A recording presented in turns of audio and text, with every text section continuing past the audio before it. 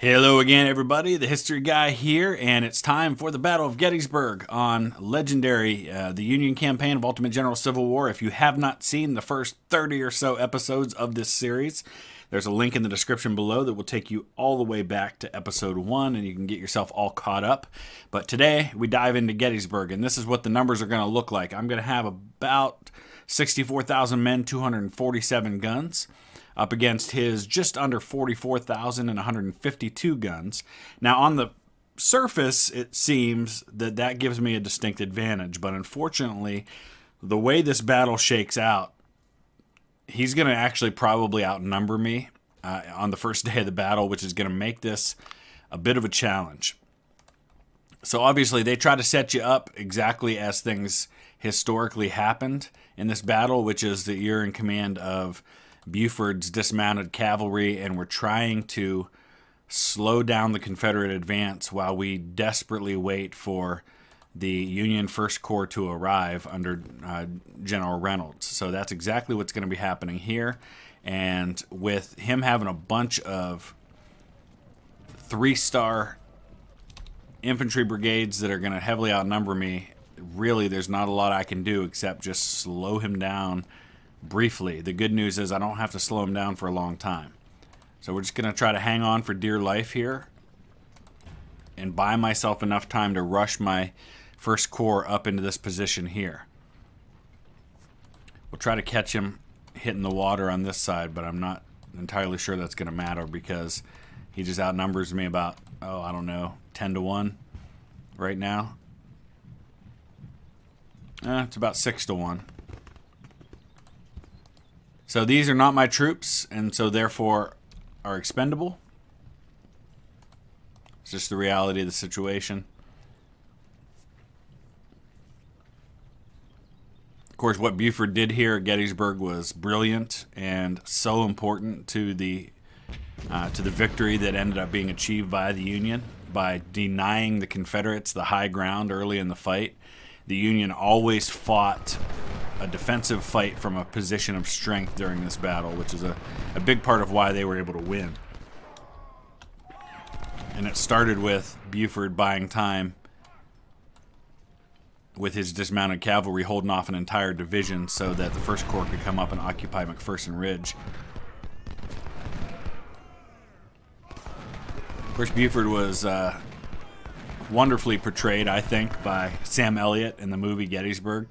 I mean, if you're thinking rough, tough, kind of manly cavalry guy, there's really few actors you could choose that would be better in that role than Sam Elliott. Of course, Buford in real life died 6 months later. He died in December of 1863. I think this was his final battle. It was, I think, consumption, tuberculosis that killed him. Might have been pneumonia. I know it was something to do with his lungs.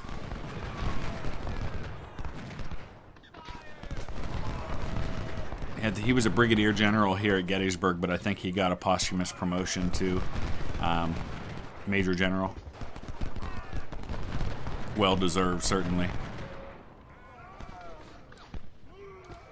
We're just going to keep rushing these guys back. We just got to slow them down. There's 5 minutes until the next phase, and then my units are going to come in from the southern end of the battlefield. And we've just got to try somehow and hold off Davis and Archer for as long as humanly possible. And here comes Pettigrew and Brockenbrough right behind them. Davis and Archer are divided into regiments, whereas the rest of Heath's division, Brockenbrough and Pettigrew, are just in brigade formation. All right, here we go. Looks like we're holding somewhat good. All right, and we're going to move on to the phase where the infantry is going to arrive. And this is where it's going to be kind of a race. Alright, we're going to rush these guys up here as quickly as humanly possible. I really actually don't want to hold those fortifications. I don't think that's going to be necessarily very beneficial to me. Come back down. Keep slowing them down.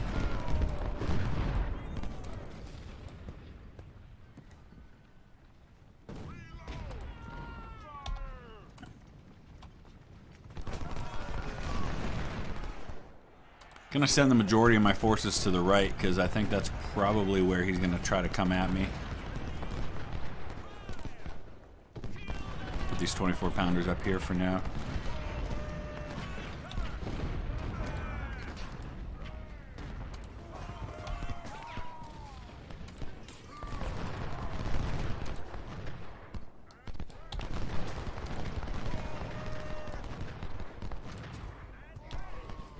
We'll send skirmishers just to hopefully buy a little more time. And fighting Finns are coming too.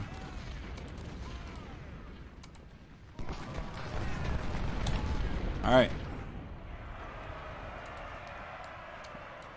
We're going to eventually lose all these cavalry units, but that's to be expected. I do want to save Buford though, because he'll come in handy. Alright, distract these guys.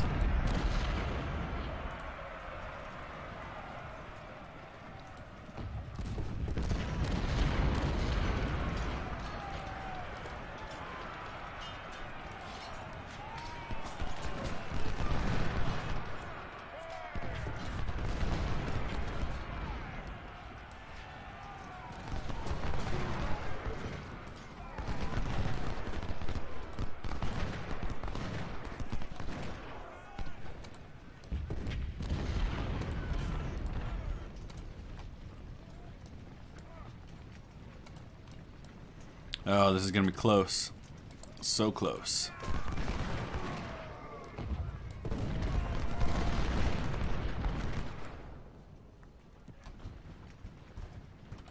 Rush Gamble out there. Let's see if we can slow Davis down a little bit.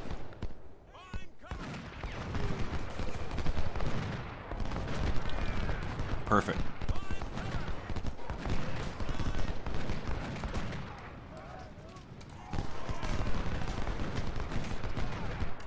Alright, like I said, I'm not going to occupy these fortifications, at least not with my infantry.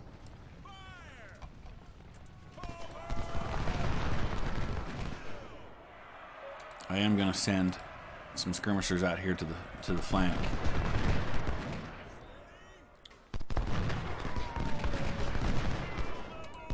Like I said, I'm going to be outnumbered. I am right now, and I probably will be for the majority of the first day of the fight.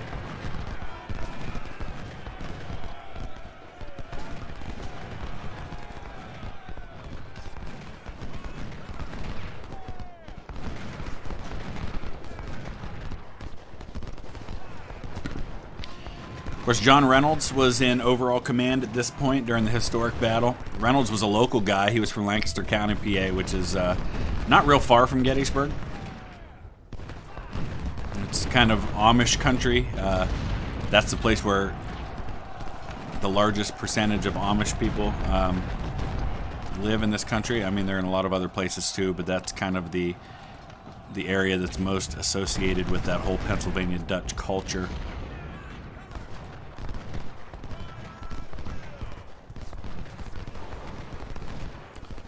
Reynolds was, his official position was that he was the 1st Corps commander, but during the Gettysburg campaign, the 7 Corps of the Union Army, the 1st, 2nd, 3rd, 5th, 6th, 11th, and 12th Corps, plus the cavalry, so that'd be 8, I guess, with the cavalry. The 7 Infantry Corps were divided into 2 wings.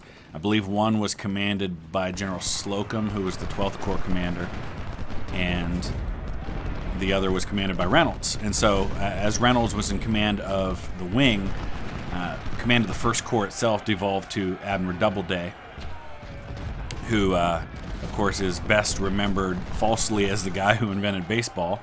He also, I believe, was in command of the unit that fired the first shot for the Union during the American Civil War. He was at Fort Sumter. I think he was a captain, might have been second in command at Fort Sumter under Major Anderson. But Doubleday performed admirably in command of the 1st Corps at this battle. He wasn't remembered that well, at least for a time. In fact, he actually got replaced as the 1st Corps commander after Reynolds was killed by John Newton, who was either a 2nd or 3rd Corps division commander. Maybe 5th, I don't remember. He was a division commander in another corps. But that was unfair to Doubleday because he did really, really well. And the 1st Corps just performed admirably. As a corps, you'd be hard-pressed to find many better performances by an entire corps during a battle in the American Civil War. The First Corps was just destroyed at Gettysburg, and yet they held despite casualties approaching 50%. And it was only when the 11th Corps, under Oliver Howard, which had come up here and taken position on their right to defend the North against the Second Corps coming down, it was only when they broke that the First Corps finally had to fall back through the town. Reynolds was killed early in the fight as he was encouraging the Iron Brigade into action. Here we go into the next phase now. So far, so good. Let's pause for a second. So right now, I've got an advantage, and that'll last for a little bit. It's not going to last forever, but it'll last for a little bit. I've actually lost 7 of my guns. Oh, those are the guns that were under. Those were the Caliph's battery, the ones with the cavalry brigade. So that's not a huge deal. All right, here comes some reinforcements. I'm going to send them to the right. Actually, I'm going to send one to the left and one to the right. Now we'll send Trangilli Titans that way. I don't think these guys are going to need to run. I think we're in good shape, at least for now. Reynolds was killed, shot in the head, and command then devolved to Doubleday until Howard arrived on the field, and then Howard took over. And then eventually Winfield Scott Hancock arrived and took command until General Meade arrived. But I shot a couple of videos. I was at Gettysburg a couple of years ago. I've been there probably 15 times. I live about 5 hours from Gettysburg, so it's a place I spent a lot of time as a kid with family vacations, and then as an adult I've gone there quite a few times. But my last time there, the only time I've been there since I have had this channel, was actually on a trip to Washington, D.C. to do some research. So I really only had a couple of hours on the Gettysburg battlefield. And so I shot a couple of quick videos, 2 of them on this First Corps battlefield. One was just talking a little bit about the fight between the 24th Michigan of the Iron Brigade and the 26th North Carolina of the 3rd Corps of the Confederate Army. I shot another quick video where General Reynolds was killed. And then some videos on other parts of the battlefield.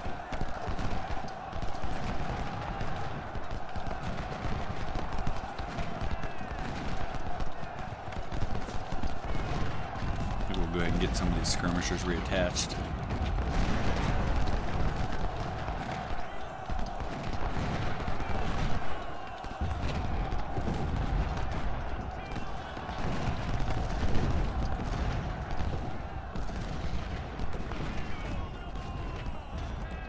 So we'll put the Trangilli Titans right here. Break off some skirmishers from them.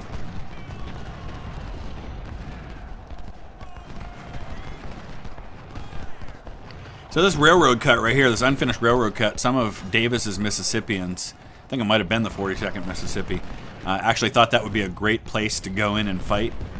And it actually turned into a death trap for them as the Union kind of surrounded them up there. And large numbers of those Mississippians surrendered. General Archer, who was a brigade commander in Heath's division, also was captured during this battle. He and Doubleday knew each other. I think they might have gone to West Point together. And Doubleday tried to be friendly about it and said, "Hey, Archer, I'm glad to see you." And I won't repeat what Archer said. It wasn't real vulgar, but enough that I won't repeat it. And he basically just said that he wasn't nearly as happy to see Doubleday. Of course, a lot of that had to do with their position that they were in at that point. All right, this is going pretty well. Of course, obviously, that's going to change. The 2nd Corps is going to start coming down from the north.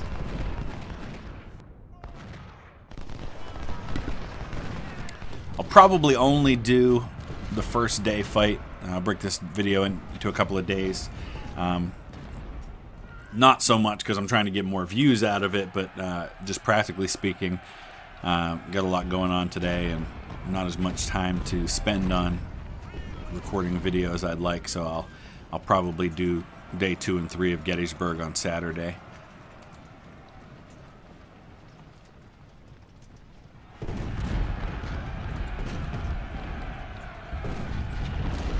All right, we're going to start seeing Pender's brigade hitting me on the right now. I think we'll send Merritt over that way.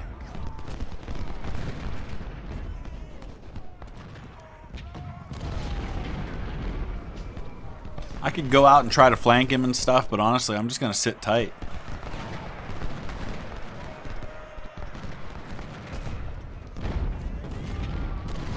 May go ahead and send Merritt's skirmishers up here.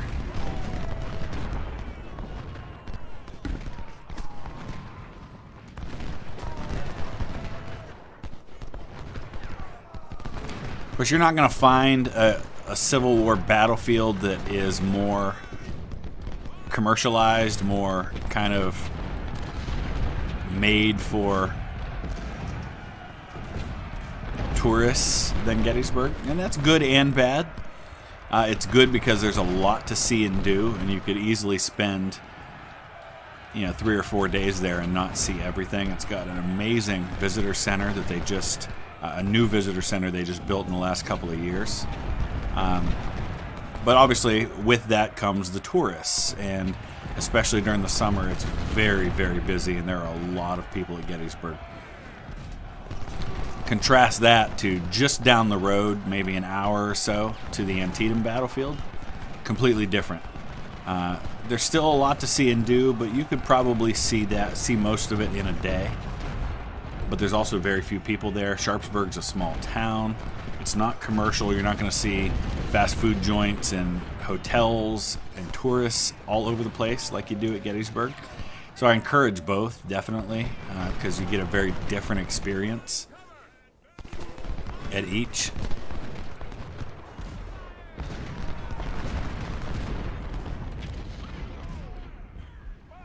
Alright, so I think we're solid at least until the Second Corps begins arriving for the Confederates. I'm a little worried about Thomas up here. Oh, didn't mean to do that. Can actually probably send Merritt up there. So thus far I've lost 2,700 men, inflicted over 10,000 casualties, so we'll take that.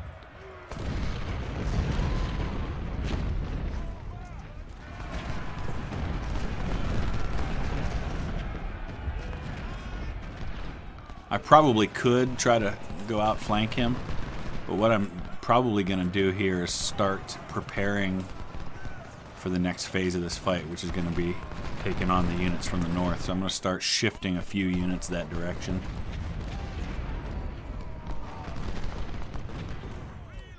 Since I don't really need as many on my left at the moment.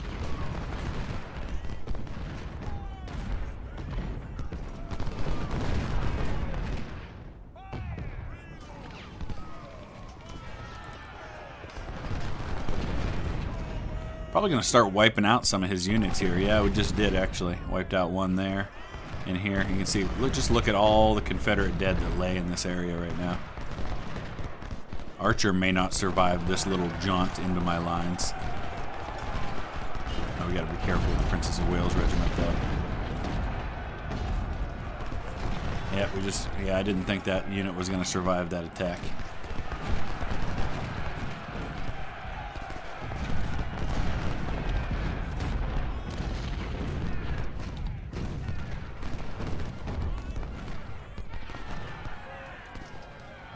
Ooh, he's going to push everything he's got into my right over here.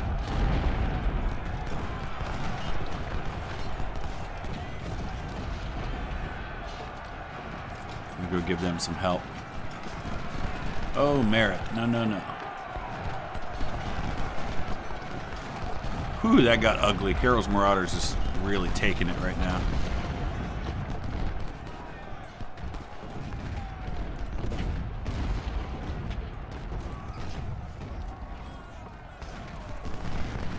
Thought I shifted another unit over this way. Tringale Titans, that's who's supposed to be going that way.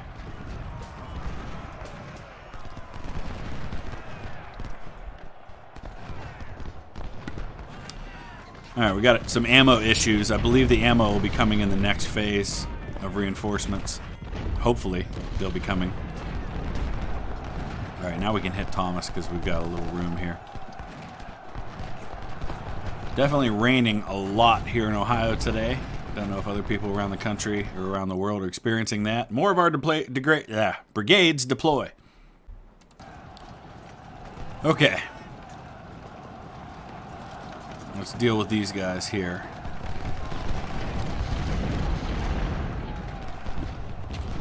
Where's my ammo? Come on, ammo. Here it comes.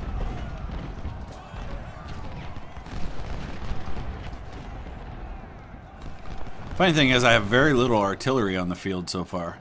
Just one unit of 24-pounders that have 1,000 kills already, and then these 20-pounders.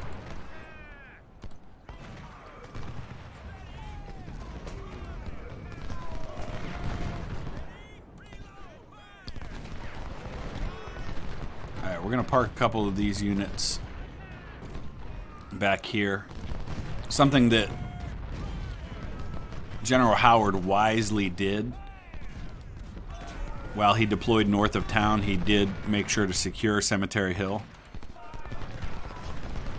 I'm going to go ahead and just leave these 24-pounders back here, too. Still no... Oh, here are the supplies. Good. Those we need. So right now, I've got a huge advantage. It is not going to last.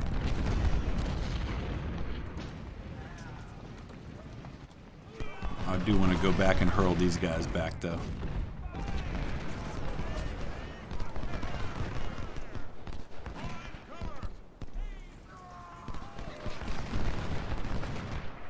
I'm going to start. I'm going to pull these 20-pounders back. I have to start thinking about falling back through the town. I'll have to wait and see how many men he gets with the 2nd Corps coming down from the north to see whether or not I can hold them north of town or if I need to fall back.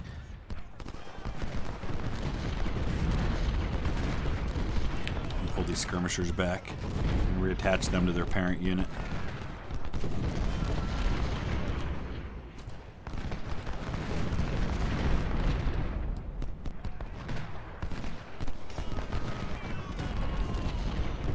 Supplies are a-comin'.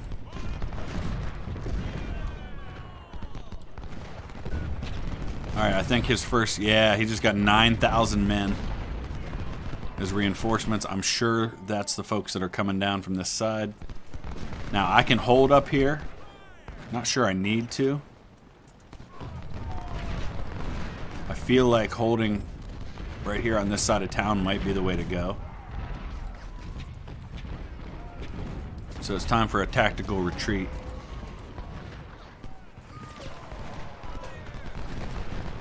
I've certainly got the men to hold if I wanted to. Just not sure I want to.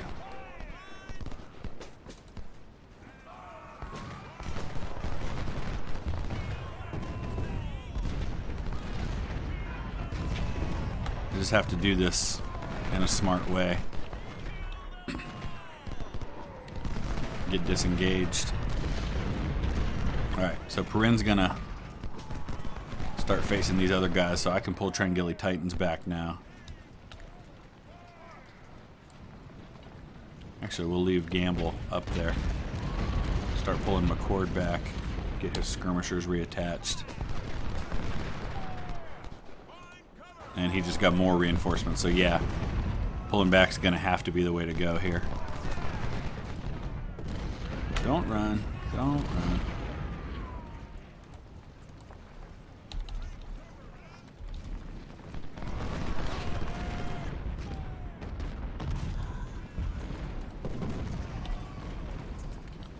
Pull the guns back.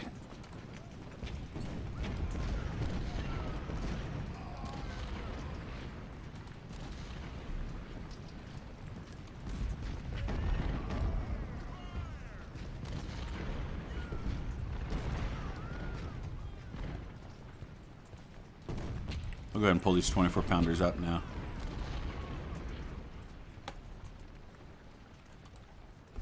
Nobody run.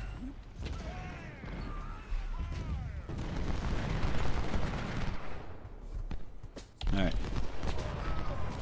We'll leave skirmishers.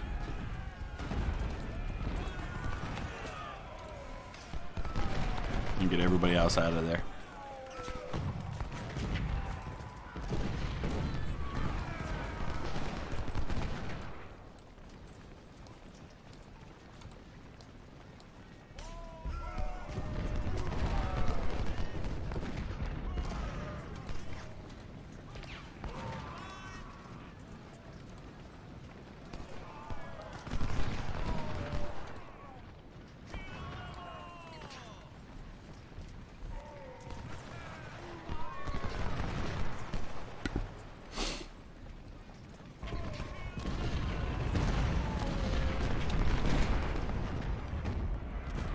All right, Gamble. Sorry, dude. You guys are the ones that are gonna buy time for everybody else.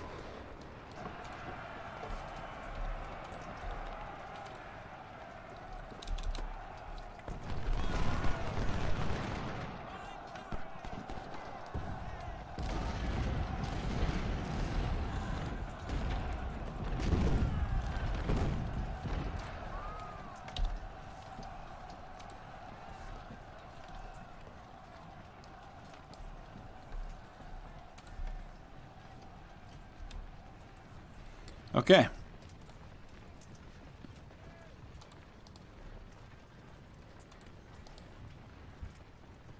I think I might want a little bit more on my right side. I'm not sure. But at least for now, I like the idea of being able to have kind of an extra line of defense behind the initial line. But I think we'll send Trangilli Titans over there. And now we wait for the next attack. We're slightly outnumbered. I've lost 4,000 men. He's got a ton of guns compared to me. I don't know where all my artillery is right now.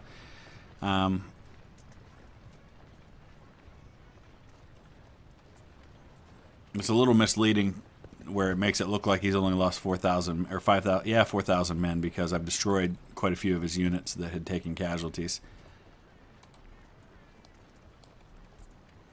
And now we wait.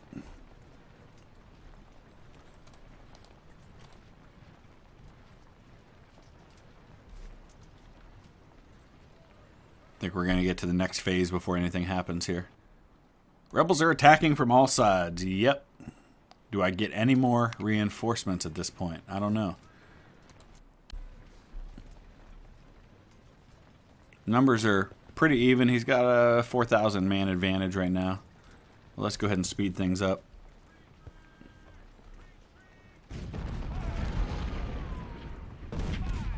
Oh, Scales, you're not going to last, buddy. You're probably going to get destroyed. Coming out here by yourself, you're going to try to hit that water. And there's not going to be nothing left to him if he advances.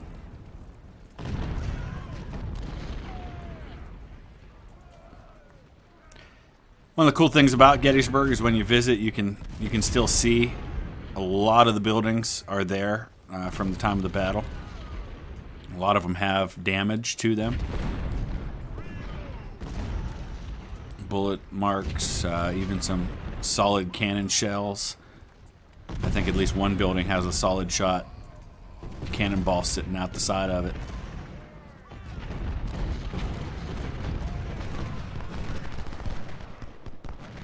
Alright, he's trying to get around my flank. Not surprised.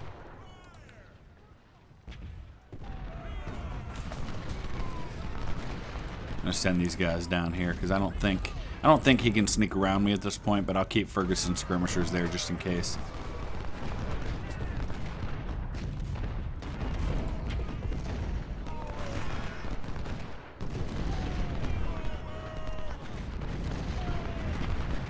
Of course, as the Union, pretty much no matter what you do, you have to fight the whole battle. The Confederates can win on day one. You can see the objectives for the Union. Either hold all these things or hold South Seminary Ridge, inflict 5% more casualties than the enemy, and lose less than 55% of your army, which is actually pretty easy.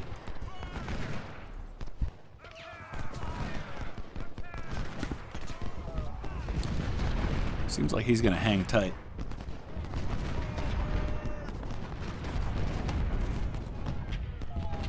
See if we can advance Schimmelfennig. Of course, if I do, he's probably going to send these guys, so I may be content just to sit there. I'm going to move Merritt over there.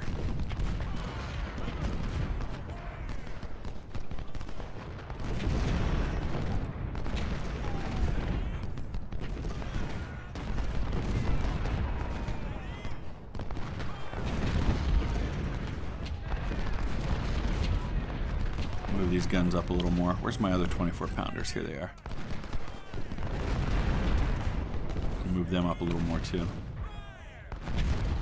Man, he is just not gonna attack, is he? I'm gonna have to try and provoke him by moving a little bit. Usually works.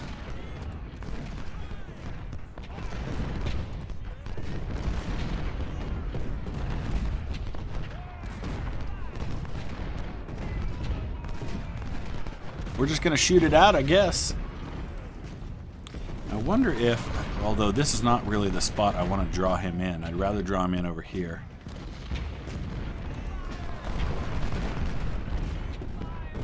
Maybe we send some reinforcements this way. And then we draw him out.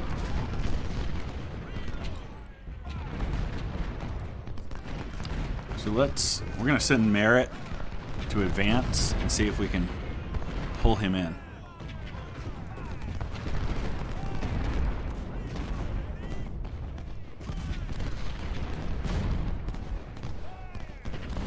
No, okay. Guess he's not interested in that. How about here?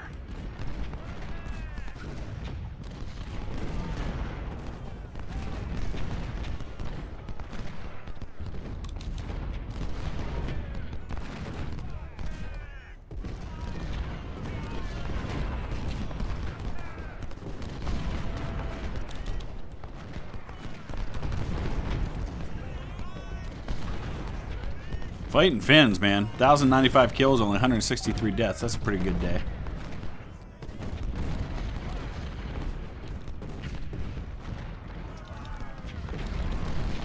I guess this is about all that's going to happen on day one. It doesn't seem like he's too eager to advance on my position, which is kind of surprising and a little disappointing, but understandable. So we're just going to shoot it out. But that's good news because my position only improves from here because I've got a significant advantage in manpower.